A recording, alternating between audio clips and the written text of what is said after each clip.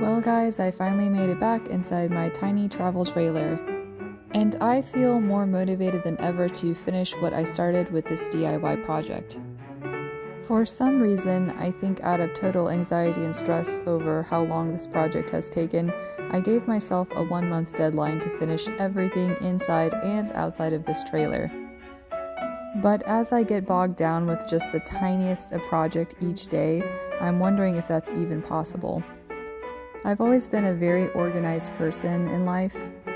I'm constantly making lists on my phone of things that I need to purchase and exactly what my goals are for each day. At times I can plan out up to an entire month ahead of time. In general, I really do surprise myself by how much I accomplish by putting this method into practice, of listing out exactly what my goal for each day is. But when it comes to physically tackling the project, I'm finding that more and more issues come up even with the tiniest DIY projects. Today I'm hoping to just get a few electrical things done inside the trailer and also a little bit of carpentry work as well. Already things are off to a really slow start with this one single light fixture that I purchased online.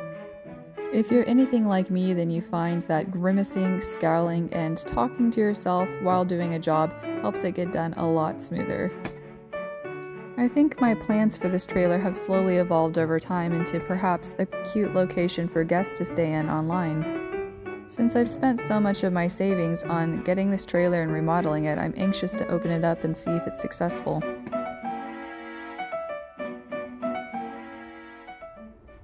I was really disappointed to find there are not a lot of options for 12-volt lighting for RV trailers online for purchase.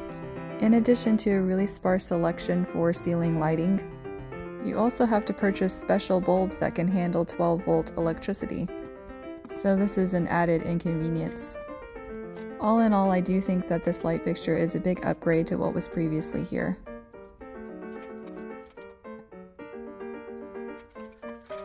Specialty light bulbs in place, and I turn on the power, and at first the light does not work. A little bit panicked and frustrated here, but I soon realize I need to turn on the wall switch. My confidence is restored.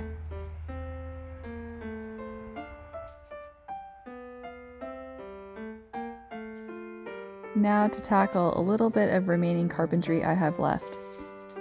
I am still really quite shocked that I was even able to build this cabinet section. I have started increasingly to work with wood and practice my carpentry over the past few years, and I find that wood is one of the most forgiving materials you can work with. This is some rather expensive wood trim that I found at the hardware store. I think one of the beauties of working in a tiny space, and I think this is an appeal for so many people living in tiny houses and pursuing a tiny lifestyle, is that you can afford a few more luxurious or expensive upgrades because you're doing such a tiny space.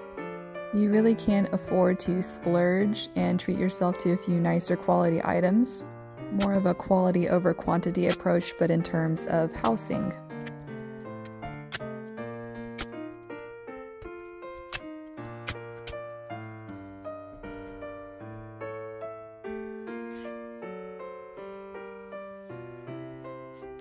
And here you see I've committed another cardinal sin by adding a hanging mirror and floating shelves before I've even put down the final coat of paint in the bathroom. One of my least favorite jobs is caulking and sealing all cracks and crannies in a project, but it is so forgiving when it is done, and it really rights all your wrongs.